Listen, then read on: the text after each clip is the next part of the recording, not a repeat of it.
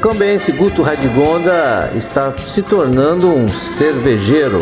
Não sei se o nome correto é cervejeiro, mas nós vamos conversar com ele sobre esse detalhe de estar fabricando cerveja. A gente sempre pensa que fabricar cerveja é para as grandes indústrias, mas a cerveja, como o perfume, também começa nos pequenos frascos. Os pequenos produtores são aqueles que capricham um pouquinho mais.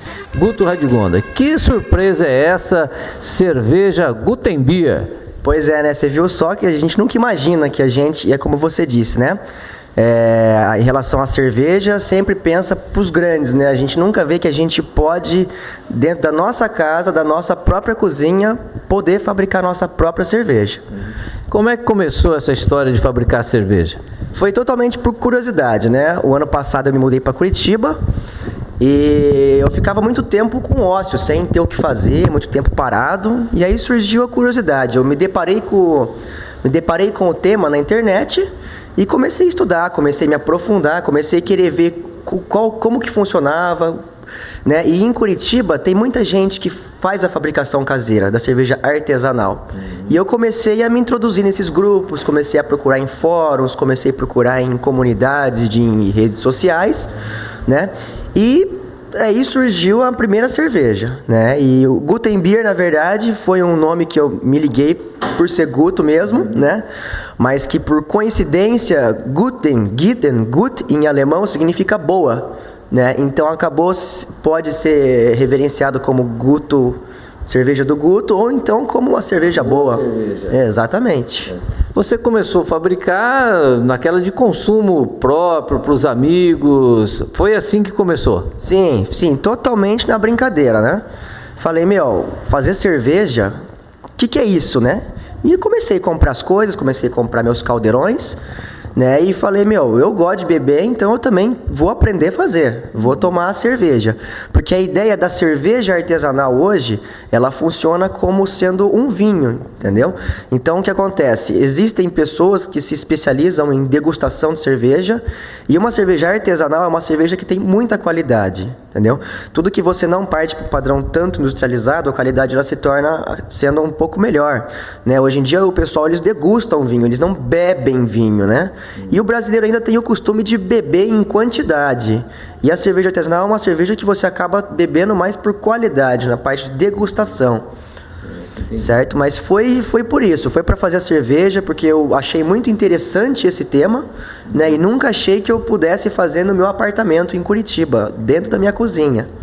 Agora, você está fabricando cerveja para rodinha ou você já está comercializando? Não, por enquanto é só para rodinha, né? Tô fazendo aí, de vez em quando eu levo num churrasquinho, vou na casa de um amigo, presenteio com uma cerveja artesanal, né?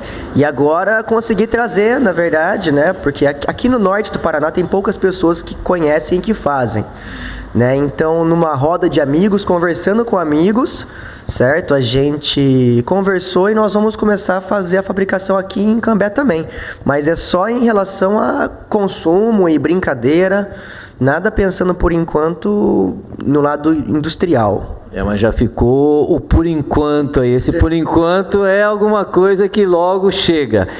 Aqui nós temos alguns potinhos aqui, alguns ingredientes. Queria que você explicasse pra gente o que é. Vamos começar, Guto, com esse ingrediente aqui. Na verdade, esse ingrediente, qualquer um desses três aqui, todos eles são lúpulos, certo? A base de uma cerveja artesanal, a base da cerveja, o que é? É a água, a cevada, o lúpulo e o fermento cervejeiro, certo? Mas o que acontece? Existe uma infinidade de ingredientes, no caso do lúpulo, entendeu? Que cada um determina uma certa característica na cerveja. O lúpulo, na verdade, ele é responsável pelo aroma, pelo amargo e pelo sabor da cerveja. Então, quando a gente toma uma cerveja mais amarga, é porque foi utilizado um lúpulo que tem essa certa característica de mais amargo, né? Esse lúpulo aqui, ele é um lúpulo Styrian Goldings, é um lúpulo aromático, então ele contribui bastante para a questão aromática da cerveja, certo?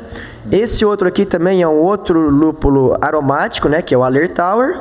Então, isso daqui você, na verdade, fazer cerveja como você como você faz uma comida. Você tem todos os ingredientes e você vai temperando, vai fazendo de acordo com o que você precisa, né? E esse outro lúpulo aqui, ele é o lúpulo Warrior. Ele já é um lúpulo mais que mexe com o amargor da cerveja. E isso é tudo pesado. Quando você vai colocar na cerveja, tem que ser tudo pesado em gramas, né? Porque um pouco a mais que você coloca já pode trazer um certo gosto não agradável. E aqui a cevada? Sim, esse daqui é a cevada. Nesse caso, ela já está moída, certo? Quando a gente compra a cevada, ela vem em grãos que parece arroz, né? Grão de arroz em palha. E nesse caso aqui, a cevada ela já está moída. Nesse caso aqui, para essa receita, né? Aqui nós utilizamos 6 tipos de maltes, né? Então aqui tem malte Pale-Ale, aqui tem malte Pilsen, tem malte Caramunique, malte Viena, que cada um ele determina tem um certo tempero diferente para a cerveja. Certo.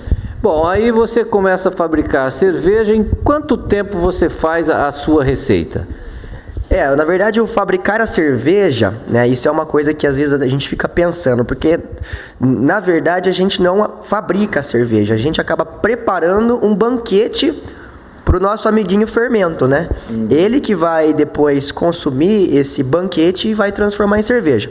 Mas todo o processo que a gente chama de mosturação ou braçagem, entendeu? Ele demora em torno de 6 a 8 horas, certo? No caso, isso para fazer pequenas levas, né? Em Curitiba eu faço levas de 10, 12 litros. Então eu demoro em torno de 6 a 8 horas. Mas para fazer levas maiores, que nem aqui em Cambé nós vamos fazer levas de 120 litros, certo? Então já demora um pouco mais. Aí eu já acho que vai demorar de 8 até 12 horas para poder fabricar todo o processo da abraçagem, né, para poder realizar todo esse processo.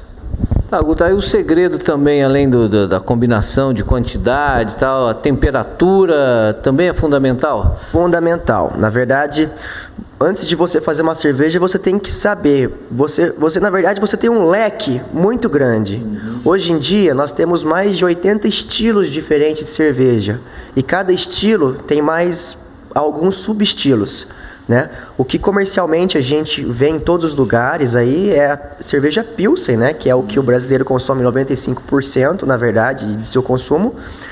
Mas em relação à temperatura de fermentação, temperatura de maturação, isso é muito importante de acordo com o estilo que você escolhe para você desenvolver sua receita, né? Então, o que determina, na verdade, a temperatura, primeiro você opta, você quer fazer uma cerveja do tipo Ale ou do tipo Lager? Né? Então são duas faixas de temperatura diferentes. As cervejas lagers são cervejas que elas são fermentadas em temperaturas mais baixas. Então o fermento ele trabalha de 8 a 13 graus. E as cervejas ales, os fermentos já trabalham de 15 até 24 graus.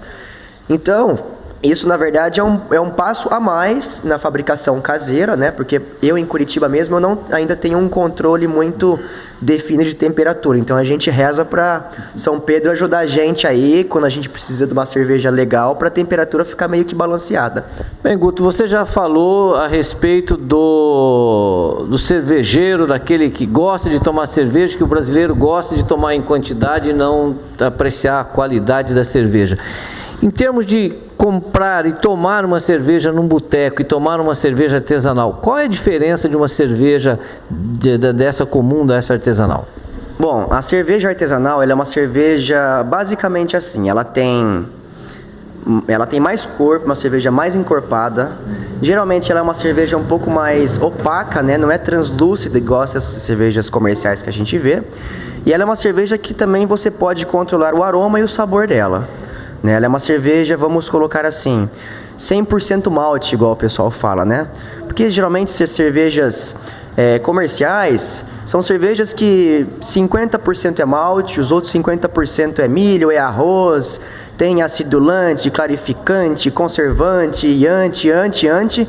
E no caso a cerveja artesanal, o único conservante que existe na própria cerveja é o lúpulo, né? Porque antigamente a cerveja era feita só de malte e o lúpulo ele era adicionado na cerveja para poder conservar ela em grandes viagens, né? Então, a única coisa que tem de conservante na cerveja artesanal é o lúpulo. É uma cerveja mais saudável, vamos colocar assim, porque não tem nenhum produto químico, né, o industrializado que possa vir trazer alguma coisa de diferente. Nós vamos ao intervalo comercial, já voltamos conversando um pouquinho mais com Guto Radigonda sobre cerveja artesanal.